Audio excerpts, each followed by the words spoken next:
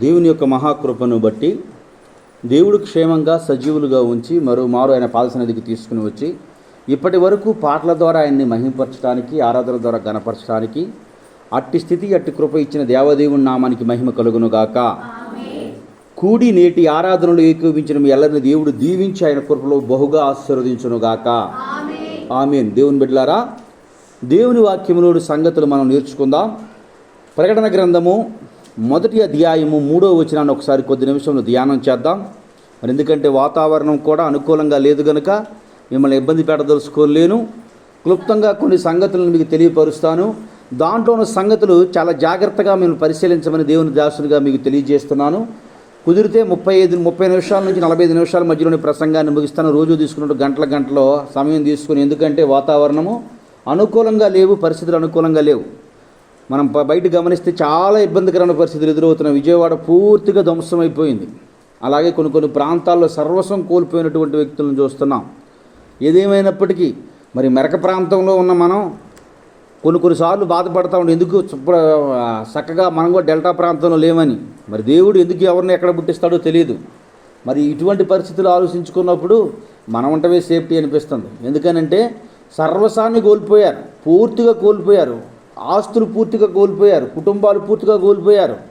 కొంతమంది ఒక కుటుంబంలోనైతే 60 లక్షలు పైబడి ఒక గొప్ప మంచి పెట్రోల్ బొంకోటి పెట్టుకున్నాడంట, పూర్తిగా ధ్వంసం అయిపోయింది. ఒక ఆయన అయితే బ్రిక్స్ కట్టుకుంటూ ఒక చక్కని ఇల్లు కట్టుకుని పైన స్టేర్ బిల్డింగ్ చేసుకొని అక్కడే వ్యాపారం చేసుకుంటూ ఆ వ్యాపారంలోనే ట్రాక్టర్, కారు, జేసీబీ అనట మొత్తం ధ్వంసం అయిపోయినాయి. సరే, ఆస్తులు పోతే మళ్ళీ సంపాదించుకోవచ్చు అనుకోవచ్చు. తను చనిపోయాడు, తన భర్త చనిపోయాడు, తన భార్య చనిపోయింది, తన కుమారుడు చనిపోయాడు. ఒకే ఒక కుమారుడి మీద ఒక కుటుంబంలో. ఇవన్నీ ఎక్కడో జరిగినాయి కదా, గత వారంలో జరిగినటువంటి సన్నివేశాలు. దేవుని బిడ్డలారా, మరి దేవుని యొక్క మహాకృపను బట్టి దేవుడు మనం క్షేమంగా సజీవులుగా ఉన్నామంటే మన యొక్క తెలివితేటలో జ్ఞానం కాదని మీకు అనేక మార్లు చెప్తా ఉన్నాను. మనిషి చచ్చిపోవడానికి పెద్ద రీజన్స్ అవసరం లేదు. చిన్న ప్రళయం చాలు. ఒక వ్యక్తి అయితే తను డైరీ ఫామ్ పెట్టుకుంటూ డైరీ ఫామ్లో ఉన్నటువంటి గేదెల మొత్తాన్ని 30 గేదెలను వదిలిపెట్టి బయటకు వదిలేశారంట. తనతో పాటు తన అన్నతమ్ముళ్ళిద్దరిని వదిలిపెట్టేశారంట. తాను బయటకు రాబోతుండగా ఆ ఉన్నటువంటి గోడ కూలిపోయి మీద పడి చనిపోయాడంట. ఎంత బాధాకరమైన విషయం చూడండి. ఇవన్నీ జరిగిన విజయవాడ ప్రాంతంలో జరిగినటువంటి సన్నివేశాలు. ఇటు ఖమ్మం, ఇటు విజయవాడ భయానికమైనటువంటి పరిస్థితిలోకి వెళ్ళిపోయింది. ఏదేమైనప్పటికీ కూడా మనం క్షేమంగా సజీవులుగా ఉన్నామంటే మన తెలివితేటలు కాదు, దేవుని యొక్క మహాకృప, దేవుని యొక్క కృప, దేవుని యొక్క కాపుదల గనక ఆయన సన్నిధిలో కూడిన మనందరము కూడా మనం అనుకోవచ్చు. మన ప్రార్థనకి వెళ్ళేవారు కూడా చనిపోయారు. ప్రార్థనకి వెళ్ళిపోయే ఒక వ్యక్తి కూడా తన భర్త మందిరానికి వెళ్ళి దింపెళ్ళాడంట. నేను వచ్చే వరకు వెయిట్ చేయనంటే నా భర్త ఎలా ఉన్నాడు, నా బిడ్డలు ఎలా ఉన్నాడు, గబగబా వెళ్ళిపోదాను. ఒక ట్రాక్టర్ ఎక్కిందంట ఒక స్త్రీ. ఎక్కి ట్రాక్టర్ వెళ్తా ట్రాక్టర్ బోల్తా పడి ట్రాక్టర్ ట్రక్కుబడి చనిపోయింది ఒక వ్యక్తి. ఎంత భయంకరమైనటువంటి పరిస్థితులు. వీరు అనుకుంటున్నారంట తన భర్తకు ఫోన్ చేసినట్ల వర్షం ఎలా ఉంది, వాతావరణ పరిస్థితులు ఎలా ఉన్నాయంటే బాగా ఉన్నాయి, నువ్వు ఎక్కడికి రావద్దు, నువ్వు మన పిన్ని వాళ్ళ ఇంటికి వెళ్ళిపో, ఉండిపోతే నేను వచ్చి తీసుకెళ్తానని చెప్పారంట. తగ్గించడానికి వద్దు అని అనుకున్నారంట. ఒక రోజు గడిచేసరికి ఫోన్లన్నీ కరెంట్ లేకపోవడం వల్ల ఫోన్లన్నీ ఛార్జింగ్ అయిపోయి ఎక్కడో ఉందని అనుకున్నారంట. 4 రోజుల తర్వాత తెలిసిన విషయం ఏంటి అంటే, ఫోన్ చేసి 4 రోజుల తర్వాత ఎక్కడుంది మా ఇంటికి రాలేదన్నారంట. చనిపోయినటువంటి వ్యక్తిని మొత్తాన్ని మోర్చరీకి గవర్నమెంట్ ఆసుపత్రికి తీసుకెళ్ళిపోతే ఈయన ఎక్కడుందో చూద్దామని చెప్పి తన మనసులో ఏముంది, తన భార్య చనిపోదు అనుకున్నారంట. తీరా వెళ్ళి చూస్తే ఎలా గుర్తుపెట్టాడంటే, ఆ రోజు తను ఎక్కించుకెళ్ళినప్పుడు తన భర్తకు మాత్రం తన చీర, తనకున్నటువంటి జాకెట్ గుర్తుపెట్టి తన భార్యను అనుకున్నారంట. మొహం మొత్తం నజ్జు అయిపోయిందంట. అంటే పరిస్థితులు చెప్తా ఉన్నాను. దేవుని బిడ్డలారా, ఎంత ప్రళయతాండము జరిగిందని అంటే, లక్షల రూపాయల కార్లు కొట్టుకెళ్ళిపోయి చెరువుల్లో కనపడుతున్నాయి, పొలాల్లో కనపడుతున్నాయి. కోట్ల రూపాయల ఆస్తి నష్టం. అంత మాత్రమే కాదు, ఇళ్లలోకి పోస్ట్ స్టేర్ బిల్డింగ్లోకి మొత్తం వచ్చి ఏసీలు కొట్టుకుపోయాయి. ఉన్నటువంటి ఇంట్లో సామాగ్రి కొట్టుకుపోయింది, పూర్తిగా ధ్వంసం అయిపోయింది. ఎందుకు చెప్తున్నాను ఈ మాటలన్నీ అంటే, వాళ్ళకంటే ఎక్కువ లగ్జరీ జీవితాన్ని మనం జీవించట్లా. వాళ్ళకంటే ఎక్కువ నాలెడ్జ్ కలిగిన పీపుల్ కాదు మనం, వాళ్ళకంటే తెలివి కలిగినటువంటి వ్యక్తులు మనం. అసలు కాదు, వాళ్ళకంటే జ్ఞానం కలిగినటువంటి వాళ్ళం కూడా కాదు. ఎందుకంటే వాళ్ళ జ్ఞానం ముందు మన జ్ఞానం ఎందుకు? కానీ తెలివితే సిటీ వాళ్ళు ఎక్కువ తెలుగుగా ఉంటారంటారు. ఎందుకంటే 10 మందితో మాట్లాడి 10 మంది విషయాలు తెలిసి వాళ్ళ జ్ఞానం ఉంటారు. వాళ్ళ జ్ఞానం ఏం చేసింది చెప్పండి? సమస్తాన్ని కోల్పోతూ ఉంటే ఏమైనా ఆపుకోగలిగిందా? దేవుని బిడ్డలారా, నా యేసయ్య చెబుతున్నటువంటి మాట ఒకసారి చదువుదాం. ప్రకటన గ్రంథము 1వ అధ్యాయం 3వ వచనం. సమయము సమీపించున్నది కనుక ఈ ప్రవచన వాక్యములు చదువువాడును వాటిని విని ఇందులో రాయబడిన సంగతులను గైకొనువాడును ధన్యులు. ఎప్పుడు ఎంతమంది ధన్యులు అని చెబుతున్నారండి ఇక్కడ? చదువువారు, విన్నవారు, గైకొనువారు. ఎవరంటండి? ఇప్పుడు ఎవరై ఉన్నారు మీరు? ఎంతమంది చదివారు ఈ మాట? ఇప్పుడు అవి చదివింది, అవి ధన్యురాలు, విన్నది మీరు ధన్యురాలు. ఇప్పుడు గైకొనేవారు ఎవరు? గైకొనేవారు ధన్యులు. అర్థమవుతుంది కదా నా మాట? చదివేవారు, వినేవారు, గైకొనేవారు. సమయము సమీపించున్నది. దేవుని బిడ్డలారా, దైవ గ్రంథంలో ఉన్న ఒక సున్నా అయినా పొల్లైనా తప్పిపోవట కంటే భూమి ఆకాశము గతించుట సులభమని దేవుని వాక్యం తెలియజేస్తుంది. మన జీవితాల్లో, మన బ్రతుకుల్లో మనకు జరిగిన చిన్న చిన్న శ్రమలను చూసి మనం ఏమనిపోతాం? నీరు గారిపోతాం. మన జీవితాల్లో కూడా చూడండి, కొన్నిసార్లు మనం అనుకున్నది సాధించలేదు అని చెప్పి కుంగిపోతూ ఉంటాం. అవునా కదా చెప్పండి? 2 చెట్లు పక్కనేద్దాం. ఒక చెట్టు నిమ్మ చెట్టు, ఒక చెట్టు దానిమ్మ చెట్టు, ఒక చెట్టు చెదవల చెట్టు వేద్దాం. ఇప్పుడు గమనించండి, 3 ఒకేసారి కాపుకు వస్తాయా? సమాంతరం ఏజ్ అయినప్పటికీ, సమాంతర వయసు అయినప్పటికీ కూడా 3 ఒకేసారి కాపుకు వస్తాయా? ఎందుకు రావు? ఇది చెప్పండి, ఏం చేద్దామా?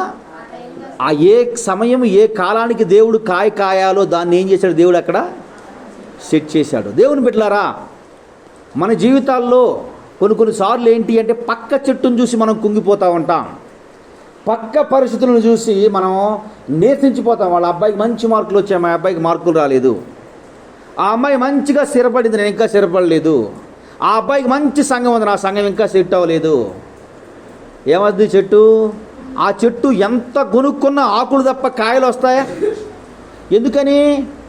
అది కాసే కాలము కాదు, అది కాసే కాలం. కానీ దేవుని దగ్గర నుండి వచ్చే శ్రమకు ఒక గొప్ప గొప్ప గొప్ప ఆధిక్యత ఉంటుంది. ఏదన్నా మనం కోల్పోవలసి వచ్చిందో, ఏదన్నా బాధపడాల్సి వచ్చిందో, ఏదన్నా నష్టపోవాల్సి వచ్చిందో అనుకోండి, దేవుడు ఉట్టిగా తీసుకురాడు. ఉట్టిగానే ఆత్మీయులు ఎవరు, తనను అర్థం చేసుకునేవారు ఎవరు, తనతో నటించేవారు ఎవరు, నా జీవితాల్లో మన అందరికి ఎదురవుతాయి. బాధ కలిగినప్పుడు చూడండి, తండ్రి మార్కులు రాకపోతే కొడతాడు, తిడతాడు. పక్కన ఉన్నటువంటి ఫ్రెండు మార్కులు రాకపోతే ఎంజాయ్ చేద్దారు రామంటాడు. ఇప్పుడు ఇంతట్లో మంచి కోరుకునేది ఎవరు? అమ్మా, మంచి కోరుకునేది ఎవరు? తండ్రా లేకపోతే పక్కన ఉన్నటువంటి వ్యక్తుల? ఓదార్పు మంచిదే. నువ్వు చెడిపోయినప్పుడు నీ చెడు వ్యసనాలకు తీసుకెళ్ళేది ఓదార్పు. అది ఓదార్పు అన్నటికీ మంచిది నీ జీవితానికి కాదు. దేవుని బిడ్డలారా, అలాగే మన జీవితాల్లో కూడా కొన్నిసార్లు మన జీవితంలో అనుకోని రీతిలో, మనం ఊహించిన రీతిలో శ్రమలు అన్ఎక్స్పెక్టెడ్గా జరుగుతాయి. కానీ ఆ శ్రమలు, ఆ పరిస్థితుల్లో ఎప్పుడు దేవుడు దాచించిన గొప్ప బహుమానం దేవుడు మనకు ఉంచి ఉన్నాడు. చూడండి, ఆ చెట్లు 3 ఒకేసారి వేశారు. 3టికి వయసు ఒకటే. ఈ సమయంలో కాసేది ఆ సమయంలో కాయదు, ఆ సమయంలో కాసేది మరో సమయంలో కాయదు. ఏ సమయానికి ఏది ఎప్పుడు కాయాలో, ఏ కాలానికి దేవుడు దానికి ఒక నిర్ణయాన్ని కేటాయించాడు. మన జీవితంలో కూడా దేవుని కొరకు యథార్థంగా కష్టపడుతున్నాం, నమ్మకంగా పనిచేస్తున్నాం, నమ్మకంగా బ్రతుకుతున్నాం. ఎందుకు మన జీవితం ఇంకా మార్పు రాలేదు? మన బ్రతుకుల్లో ఇంకెందుకు మార్పు రాలేదు? మన బిడ్డలకు ఎందుకు ఉద్యోగాలు రాలేదు? మన బిడ్డలకు మంచి మార్కులు రాలేదు? మనకు అనారోగ్యం ఎందుకు పోవటం లేదు? మనం ఆర్థికంగా ఎందుకు స్థిరపడటం లేదు అనే కృంగుదలలో నుంచి వెళ్ళిపోయి మనం ఏం చేస్తాము అంటే మనల్ని మనం నరికేసుకుంటాం. యజమానుడు కాదు నరికేది. ఎవరు నరుకుతారండి? చూడండి, మార్చి నెల వచ్చేసరికి చెట్టు మీద అప్పుడు వరకు తను అంటి పెట్టుకున్న ఆకేమవుద్ది? రాలిపోద్ది. రాలిపోకపోతే దానిలో నుంచి ఏం రాదు? సిగురు రాదు. 1 సంవత్సరం, 2 సంవత్సరాలు, 3వ సంవత్సరం వచ్చి రాగానే ఆకు ఏం అర్థమవుద్ది? ఈసారి అనిపిస్తుంది. పోస్టుసారి రాలిపోయేటప్పుడు తనకు బాధపడి ఉండొచ్చు. ఎందుకంటే నా జీవితంలో నేను ఇప్పుడు వరకు నా చెట్టు కింద అనేకులు నా నీడ కిందకు వచ్చారు, నా నీడ కింద కూర్చున్నారు, నా నీడ కింద సురక్షితంగా ఉన్నారు, నన్ను మెచ్చుకున్నారు. ఇప్పుడు ఆకులన్నీ రాలిపోయాయి. ఇక నన్ను మెచ్చుకునేవాది ఎవడు? నన్ను పొగిడేవారు ఎవరు? నన్ను మంచిగా ఆదరించి నన్ను గురించి గొప్పగా చెప్పుకునేది ఎవరు? ఇంటికి ఆకులు రాలిపోయాయని పోస్ట్ సంవత్సరం బాధపడుతుంది. రెండో సంవత్సరం ఏమనిపిస్తుంది? రెండో సంవత్సరం కూడా మళ్ళీ ఆకులు మొలిసి మళ్ళీ రాలిపోయేసరికి అమ్మ ఏమనిపిస్తుంది? ఏమనిపిస్తుంది? రాలిపోతే ఏముంది, మళ్ళీ వస్తాయి, నాన్న నుంచి జిగురు వస్తుంది. దేవుని బిడ్డలారా, ఆ చెట్టుకున్నటువంటి కాన్ఫిడెన్స్, చెట్టుకున్నటువంటి తీరిని మనుషులమైన మనం కూడా నేర్చుకోవాలి. ఒక స్థాయిలో ఎదిగి ఒకేసారి పడిపోయిన తర్వాత మనకేమనిపిస్తుంది? పడిపోవడం అంటే ఆర్థికంగా పూర్తిగా కోల్పోయిన తర్వాత, డబ్బులంటే అసలు ఎక్కడ చూసినా అయ్యే కనపడి ఒకేసారి పూర్తిగా మన దగ్గర ఏమీ లేకుండా మన చేతులు కట్టుకొని సరెండర్ అయిపోయే పరిస్థితి ఉందనుకోండి. అప్పుడు ఏమనిపిస్తుంది మనకి? ఇప్పటి వరకు నా దగ్గర అడుక్కున్నారు, ఇప్పుడు అందరిని అడుక్కోవాలి కావచ్చు. ఈ మనీతో కొంత చచ్చిపోతాడు, ముందు ఈ మనీతో కుంగిపోతాడు కొంత. ఇప్పుడు వరకు నేను అందరినీ డాక్టర్ దగ్గర తీసుకుని ఇప్పుడే నాకే జబ్బు వచ్చింది, నేను ఎవరిని చూపించాలి, నేను ఎవరిని ఆడించాలి, వాళ్ళని తీసుకెళ్ళేటప్పుడు నేను ఎంతో కొంత లోపల ఇసుకున్నాను. ఎప్పుడు అనిపిస్తుంది వీడికి? అమ్మా, తన జీవితంలో ఎప్పుడు తగిలిన షాక్ ఒకసారి తగిలేసరికి ఏమైపోతాడు చెప్పండి? నాకే నాకే నాకే ఎందుకు ఇలా జరగాలి? ఎందుకు జరగకూడదు నీకు? ఎందుకు జరగకూడదు నీకు? ఇప్పటి వరకు నీ జీవితం సహాయం చేయటమే కదా నీ పరిస్థితి. నువ్వు సహాయం ఎవరికైనా అదుకునే పరిస్థితి దేవుడు నీకు ఇస్తాడు కొన్నిసార్లు. ప్రతి పరిస్థితిని మనము అనుకూలించుకుంటూ వెళ్ళగలిగితేనే మన జీవితంలో ఉన్నతమైన స్థితిలోకి వెళ్ళగలం. చూడండి, ఈ చెట్టు రాలిపోయిన తర్వాత మొదటి సంవత్సరం కుంగిపోద్ది, రెండో సంవత్సరం ఏమవుద్ది? మీరు గమనించారు ఎప్పుడన్నా? ఫస్ట్ టైం తిట్టినోడి గురించి మనం బాధపడతాం, రెండోసారి తిట్టిన గురించి బాధపడడం. ఎందుకని ఇది ఎప్పుడు నోరు ఇంతేరనుకుంటాం. పిల్లలు చూడండి, చిన్నప్పుడు బెదిరిస్తుంటే వాళ్ళని లాలం చేస్తాం, మాట్లాడితే బెదిరించాడు ఆడ అట్ట అంతేలే అంటాం. ఎందుకని? ఆడ అంతేలే అనుకుంటాం. ఫస్ట్సారి ఎవరు అనుకోకముందే చెట్టు కుంగిపోద్ది, తనను తానే ఊహించుకుంటుంది, తనకు తాను. ఇప్పుడు కొంతమందికి ఆ జబ్బు ఇంకా ఉందమ్మా. ఏంటి చెప్పమంటారా? ఆడేమంటారో వీళ్ళు ఏమంటారు, వీళ్ళుగా దేవుడు ఏమన్నాడు చూసుకో ముందు. నువ్వు వాళ్ళు ఏమంటారో వీళ్ళు ఏమంటారో వాళ్ళు ఏమనుకుంటారు, వాళ్ళందరి జోలు మనకనే అవసరం. దేవుడు మన గురించి ఏమనుకుంటున్నాడు? దేవుని చిత్తానుసారంగా వచ్చిందా? నీ తప్పుతో నువ్వు ఈ ప్రమేయాన్ని కష్టాన్ని అనుభవిస్తున్నావు, నీ తప్పు లేకుండా అనుభవిస్తున్నావా? దేవుని బిడ్డలారా, నేను చెప్పాను మీకు, దైవ గ్రంథములో లోకములో కోల్పోతే అంత సరెండర్ అయిపోయి, పూర్తిగా సరెండర్ అయిపోయి మొత్తం పోగొట్టుకున్న వ్యక్తులు ఉంటారు. కానీ దైవ గ్రంథములో పోగొట్టుకుంటే మాత్రం యథార్థంగా దేవుడు ఎంత ఇస్తాడంట? రెండింతల ఆశీర్వాదం. యెహోవా యందు భయభక్తులు గల వారికి మీకు మేలు ఎట్లా చేస్తున్నాడు దేవుడు? రెండింతల మేలు అని జకర్యాలో చెప్పాడు. యోబు గారి దగ్గర ఏం చెప్తున్నాడు? యోబు తను పోగొట్టుకున్న దానికంటే రెండింతల ఆశీర్వాదాన్ని పొందుకున్నాడు. దేవుని బిడ్డలారా, మన జీవితాల్లో మన బ్రతుకుల్లో కూడా ఇంకా సాధించలేదు, సమయం అయిపోతుంది, వయసు అయిపోతుంది, టైం అయిపోతుంది, ఇక నేను ఏమీ చేయలేదు, నీకు ఏమి వల్ల కాదు, ఎందుకు కుదరదు అనుకుని కృంగిపోవద్దు. ఎందుకంటే రోజు అనేకమైనటువంటి ఫోన్లు అనేక రీతిలుగా మాట్లాడే వ్యక్తులు, వాళ్ళకి చెప్పేది ఏంటి? కొంతమంది మేము చచ్చిపోదాం అనుకుంటున్నాం, కొంతమంది మా జీవితం అయిపోయింది, ఫోన్ నెంబర్ ఉంది కదా మంది, ఇక అయిపోయింది, ఇక బతకడానికి వీల్లేదు. అంటే మన జీవితానికి మన నిర్ణయం మన చేతుల్లో ఏమీ లేదు. మన మొత్తం కూడా ఎవరి చేతుల్లో ఉంది? దేవుని చేతుల్లో ఉంది. దేవుని బిడ్డలారా, ఎవరు ధన్యులు అవ్వగలరంటే చదువువాడు. ఏం చదివేవాడు? దైవ గ్రంథాన్ని చదివేవాడు. దైవ గ్రంథం చదివిన వ్యక్తికే కదా తన బ్రతుకు, తన పరిస్థితి ఏంటో తెలిసేది.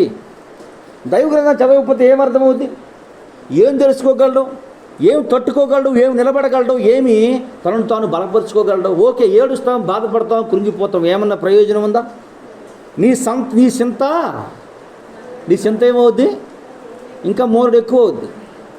దేవుని బిడ్డలారా, దేవుడు చెబుతున్నటువంటి మాట, ఈ ప్రవచనమందున్న సంగతులను చదువువాడు ధన్యుడు. చదివేవాడి గురించి మాట్లాడుకుందాం. మన జీవితాల్లో మన బ్రతుకుల్లో కూడా అందరి పరిస్థితులతో మన పరిస్థితిని ఇప్పుడు మనం ఏం చేసుకోకూడదు? కంపారిజన్, వాళ్ళతో మనం ఏం చేసుకోకూడదు? పోల్చుకోకూడదు. వాళ్ళు ఎదుగుతున్నారు, మనం ఎదగట్లేదు. మనం ఎదిగాం కాబట్టి వాళ్ళు ఎదగలేదు కాబట్టి తక్కువలను కూడా ఎప్పుడు చూడకూడదు. మనం ఎదిగేసాం, మనం అన్ని రకాలుగా స్థిరపడిపోయాం, వాళ్ళందరికీ ఏమి తెలియదని కూడా ఎప్పుడు మనం అనుకోకూడదు. దేవుని వాక్యం చెప్తున్నటువంటి మాట మీతో చెప్తా ఉన్నాను. రెండోది, చదువువాడు ధన్యుడు. రెండోది వింటున్నారా దేవుని వాక్యం? ఏం వింటున్నారు? ఎంతవరకు వింటున్నారు? ఏం వినగలుగుతున్నారు?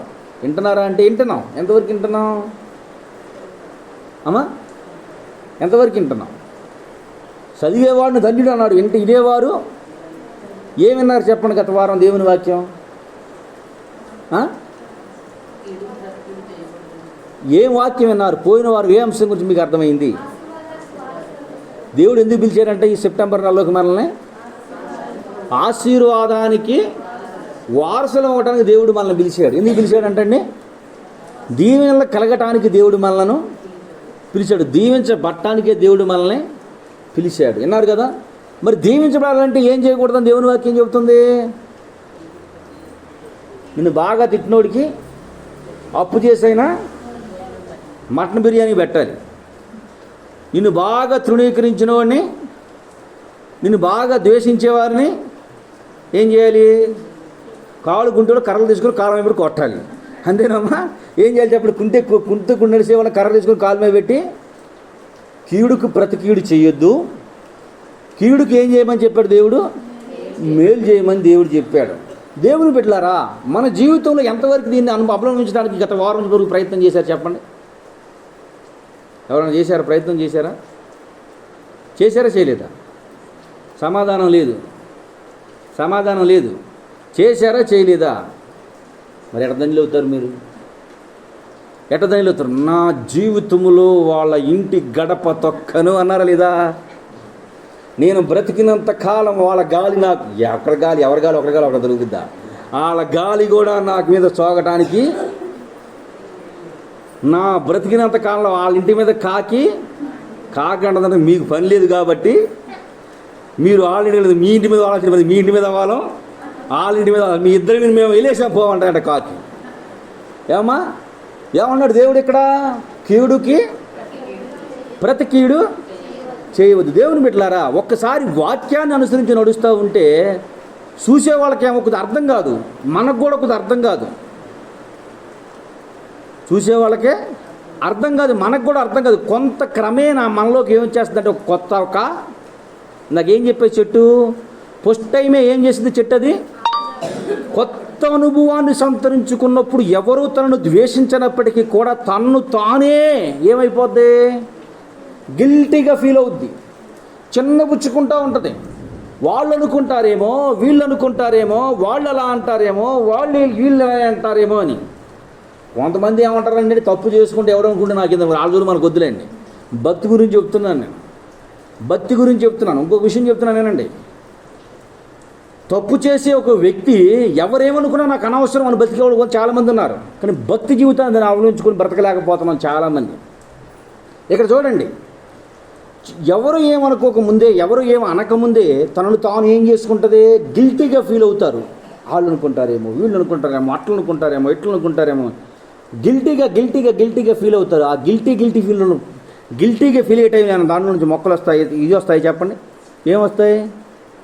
దేవుని చిత్తానుసారంగా దేవుడిచ్చే సమయానికే వస్తాయి. మన జీవితంలో కూడా దేవుని బిడ్డలారా, వాక్యము వినుట అంటే వాక్యం విన్నాం బాగుంది కాదు. ఏం చేయాలి దాన్ని?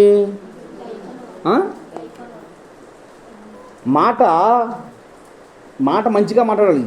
మంచిగా మాట్లాడితే సగం రోగం తగ్గిపోతుంది. డాక్టర్ మాట్లాడే మాట తీరును బట్టి వాక్యం కూడా ఇంటే హృదయంలోకి సంతృప్తినిస్తుంది. ఆ వాక్యాన్ని అనుసరిస్తే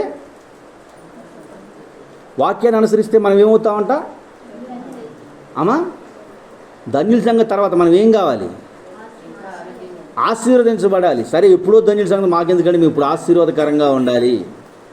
మా ఇంటి చుట్టూ తడుకుంది సరోజినమ్మ గారు పావని, మా ఇంటి చుట్టూ గోడ కావాలి. మేమేం చేయాలి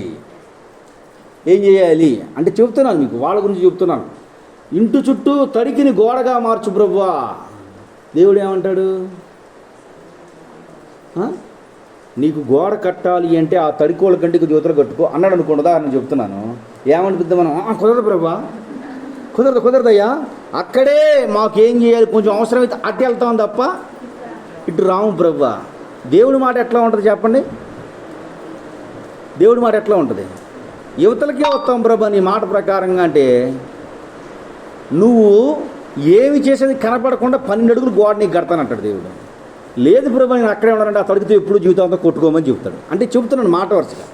దేవుడు తగ్గు అన్నప్పుడు ఏం చేయాలి? మనం తగ్గిపోవడం అంటే ఎట్లా తగ్గిపోవాలి? అది నిన్ను అవమానించేదైనా, నువ్వు తృణీకరణకు గురయ్యేదైనా, అందరి చేత నిన్ను వేలు పెట్టి చూపేదైనా అప్పుడు కనపడకపోవచ్చు. కానీ జనులందరూ చూస్తున్నారనే ఫీలింగ్ నీకు రాదు. ఎవరు చిత్తాన్ని నెరవేరుస్తున్నారని సంతోషం కలుగుద్ది? దేవుని చిత్తాన్ని నెరవేరుస్తాననే సంతృప్తి హృదయంలో ఉంటుంది. దేవుని బిడ్డలారా, మీరు గమనించగలిగినట్లయితే లోకంలో ఉన్నటువంటి ఈ లోకానికి ప్రయోజనకరముగా మార్చబడినటువంటి ఏ వ్యక్తి కూడా వెల్ ఎడ్యుకేటెడ్స్ కాదు. దేవుని చిత్తానికి లోబడి బ్రతికినటువంటి వ్యక్తులే. బల్బు కనిపెట్టిన థామస్ ఎడిసన్ అల్వాల్ దేవుని చిత్తాన్ని నెరవేర్చడానికి ఇష్టపడ్డాడు. కరెంటు కనిపెట్టినటువంటి వ్యక్తి గొప్ప ఎడ్యుకేట్ అయిన వ్యక్తి కాదు. టెలిఫోన్ కనిపెట్టిన వ్యక్తి గొప్ప ప్రమోదితుడైనటువంటి వ్యక్తి కాదు. వీళ్ళందరూ తృణీకరణకు గురయ్యి దేవుని చిత్తాన్ని, దేవుని ఇష్టాన్ని అనుసరిస్తూ విని దాని ప్రకారము నడిచినటువంటి వ్యక్తులే. దేవుని బిడ్డలారా, మన జీవితాల్లో, మన బ్రతుకుల్లో కూడా మనము ధన్యులం అవ్వాలి అంటే, ఆశీర్వాదానికి వారసులు అవ్వాలి అంటే, నా చేతిలో ఏ ఆఫర్ లేదు, నెట్ అంబానీ అవుతాం వద్దు. దేవుని చిత్తాన్ని నెరవేర్చడం, దేవుని మాటలు విని బ్రతకటం మన జీవితంలో నేర్చుకుంటే దేవుడు ఎలా చేస్తాడో ఆయన ఇష్టం. మన చేతిలో ఏమీ లేదు. మూడోది ఏంటమ్మా? మూడోది ఏంటి? వినివారు ధన్యులు. రెండోది విన్న వ్యక్తి ఏం చేయాలంట? విన్న వ్యక్తి ఇందులో రాయబడిన సంగతులు గ్రహికొనువాడు ధన్యుడు. 3 పనులు చేసేవారు ధన్యులు. 3 పనులు చేసేవారు. మొట్టమొదట చదివేవారు ధన్యులు, వినేవారు ధన్యులు. మూడోది గైకొనేవాడు ధన్యుడు. గైకొనే వారి గురించి దేవుడు ఏం చెప్తున్నాడో ఒకసారి చదివించి నా ప్రసంగాన్ని నేను ముగించేస్తా. చూడండి ఒకసారి. సంఖ్యాకాండము 6వ అధ్యాయము 22వ వచనం నుండి 27వ వచనం వరకు చదివించి కొన్ని సంగతులు వివరించి సాధ్యమైనంత వరకు క్లుప్తంగా నేను ముగించడానికి ప్రయత్నం చేస్తాను. యెహోవా మోషేకు ఇలాగు సెలవిచ్చి, దేని గురించి సెలవిస్తున్నాడు అమ్మా? దేని గురించి సెలవిస్తున్నాడు? దేని గురించి సెలవిస్తున్నాడు దేవుడు? వాక్యాన్ని చదివే వ్యక్తి గురించి, వాక్యాన్ని వినే వ్యక్తి గురించి, వాక్యాన్ని గైకొనే వ్యక్తి గురించి దేవుడు మోషేకు సెలవిస్తున్నాడు. ఏమని సెలవిస్తున్నాడు? నీవు అహరోను అంటే ఎవరు? దేవుని సేవకుడు, ప్రధాన యాజకుడు, అతని కుమారులు యాజకులు. ఇలాగు అనుము, మీరు ఇశ్రాయేలీలను ఇలాగు దీవింపవలెను. యెహోవా నిన్ను ఆశీర్వదించి నిన్ను కాపాడుముగాక. యెహోవా నీకు తన సన్నిధిని ప్రకాశింపజేసి ఏం చేయాలంట? కరుణించునుగాక. యెహోవా నీ మీద తన సన్నిధి కాంతిని ఉదయింపజేసి మీకు సమాధానము కలుగుచేయునుగాక. అట్లు వారు ఇశ్రాయేలీల మీద నా నామమును ఉచ్చరించుట వలన నేను వారిని ఆశీర్వదించు. ఒక్కసారి ఆగుదాం. ఇక్కడ 22వ వచనము 27వ వచనం 2 చదువుదాం ఒకసారి. మోషే యెహోవా. ఇక్కడ నేను చెప్తాను, ఆగండి. దేవుడు మోషేని పిలుస్తున్నాడు. మోషే, నువ్వు నా ప్రవక్తవి, నువ్వు పని చేయి. ఏం చేస్తావంటే, పాస్టర్స్ ఉన్నారు కదా, అంటే మోషే గారు బైబిల్కి సాదృశ్యంగా పెట్టుకుందాం. బైబిల్కి సాదృశ్యంగా పెట్టు. బైబిల్ నువ్వు ఒక మాట చెప్పు. ఏం చెప్పమంటావు? పాస్టర్స్ ఉన్నారు కదా, పాస్టర్స్ వాళ్ళ చదవమని చెప్పు. ఏమని చదవాలి? బైబిల్ చదవమని చెప్పు. అంటే విశ్వాసం చదవద్దనా? కాదు. ఇప్పుడు నేను చెప్పేది నువ్వు ఏం చేయమంటావు? బైబిల్ చదవమని చెప్పు. చదవమని చెప్పి ఏమని చదవమని చెప్తావు అంటే, పాస్టర్ దేవుని ఎరిగిన ప్రతి వ్యక్తికి ఈ మాట చెప్పు. ఏమని చెప్పాలి? ఇశ్రాయేల్ దగ్గరికి వెళ్ళమను. వెళ్ళి వారిని నీవు దీవించు, నేను దీవించేస్తా. అర్థమైందన్న మాట? ఎవరితో చెప్తున్నాడు ఈ మాట దేవుడు? ప్రవచన సంగతులు గైకొనువాడు, ప్రవచన సంగతులు చదువువాడు, ప్రవచనంలోని సంగతులు వినువాడు ధన్యుడు. వీరు 3 ధన్యులు. ఈ 3 ఎన్నటువంటి, చదివినటువంటి, నడిచేటువంటి వ్యక్తులు ధన్యులు. వారు ధన్యకరమైన జీవితానికి రావాలి అంటే ఏం చేయాలి? వాళ్ళు ఏం చేయాలి? సేవకుల చేత వారు ఏం చేయించుకోవాలి? దీవెన వచనాలు వారి నోట నుండి పలికించాలి. పలికిస్తే, వారు దీవిస్తే నేను, ఇది ఎక్కడ విచిత్రమైన మాట అండి. దేవుడే స్వయంగా దీవించవచ్చుగా, దేవుడే స్వయంగా ఆశీర్వదించవచ్చుగా, దేవుడే పై స్వయంగా చేయవచ్చుగా. మరి ఎందుకు సేవకుల్ని యాజకుల్ని పెట్టాడు?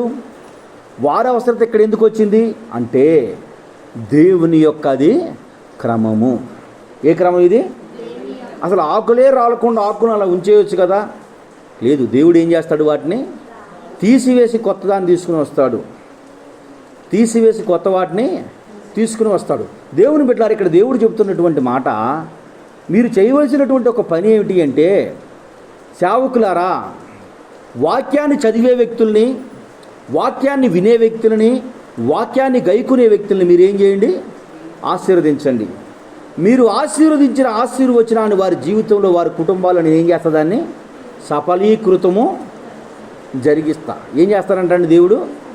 సఫలీకృతం చేస్తా. మళ్ళొకసారి చదవండి, మళ్ళొకసారి మీకు స్పష్టత వస్తుంది. 22వ అధ్యాయం నుంచి 22వ వచనం నుంచి 27వ వచనం వరకు. యెహోవా మోషేకు ఇలాగు సెలవిచ్చెను, నీవు అహరోనుతోనూ అతడి కుమారులతోనూ ఇలాగనుము, మీరు ఇశ్రాయేలీయులను ఇలాగు దీవింపవలెను, యెహోవా నిన్ను ఆశీర్వదించి నిన్ను కాపాడును గాక. యెహోవా నీకు తన సన్నిధిని ప్రకాశింపజేసి నిన్ను కరుణించునుగాక. యెహోవా నీ మీద తన సన్నిధి కాంతి ఉదయింపజేసి నీకు సమాధానము కలుగుజేయునుగాక. అట్లు మీరు ఇశ్రాయేలుల మీద నా నామమును ఉచ్చరించిన మీదట నేను వారిని ఆశీర్వదిస్తాను. ఏం చేస్తారంట? ఎటువంటి ఆశీర్వాదం ఇస్తాడో దేవుడు ఒకసారి చదువుకుందామా? కీర్తనల గ్రంథము 81వ అధ్యాయం 16వ వచనం. ఎటువంటి ఆశీర్వాదాన్ని ఇస్తాడు దేవుడు? అతి శ్రేష్టమైన గోధుమల అనుగ్రహించి నేను వారిని పోషించుదును, కొత్త తేనెతో, కొండ తేనెతో వారిని తృప్తిపరుస్తుంది. ఎవరు చేస్తారంటండి? ఈ పని చేసేది ఎవరంటండి? దేవుడు. యాజకుని చేత చదువువాడు, గైకునివాడు, దాన్ని అనుసరించే వ్యక్తులను సేవకుడు ఆశీర్వదిస్తే నేను వారిని ఆశీర్వదిస్తా, సమాధానం వారికి కలగజేస్తా, శాంతిని వాళ్ళకి ఇస్తాను, ప్రశాంతతను వాళ్ళకి ఇస్తాను, దీవెనకరంగా ఉంచుతాను, కొత్త వాటితో వాళ్ళని పోషిస్తాను. కొత్త వాటి అంటే, కొత్త అంటే ఈ ఫోన్ వాడకముందు, ఇంతకుముందు కీప్యాడ్ ఫోన్ గొప్ప, ల్యాండ్ ఫోను గొప్ప, తర్వాత కీప్యాడ్ ఫోన్ వచ్చింది, ల్యాండ్ ఫోన్ నుంచి విల్ ఫోన్ వచ్చింది, విల్ ఫోన్ నుండి సెల్ ఫోన్ వచ్చింది, సెల్ ఫోన్లో తర్వాత కలర్ ఫోన్ వచ్చింది, కలర్ ఫోన్ నుండి టచ్ స్క్రీన్ వచ్చింది, టచ్ స్క్రీన్ నుంచి ఆండ్రాయిడ్ ఫోన్లు వచ్చాయి, ఆండ్రాయిడ్ ఫోన్లో నుంచి ఇప్పుడు ఏమొచ్చేసాయి? రకరకాల ఆప్షన్లు, రకరకాల మోడల్లో, వర్షన్స్ మారుతూ వచ్చాయి. ప్రతి మనిషి చేతిలో కొత్తదనాన్ని ఉండాలని కోరుకుంటారా? పాతగా ఉండాలని కోరుకుంటారండి? ఎవరైనా కీప్యాడ్ ఫోన్ ఉండాలని కోరుకుంటారా? ఏం చేస్తారో? టచ్ ఫోన్ కావాలంటున్నారు.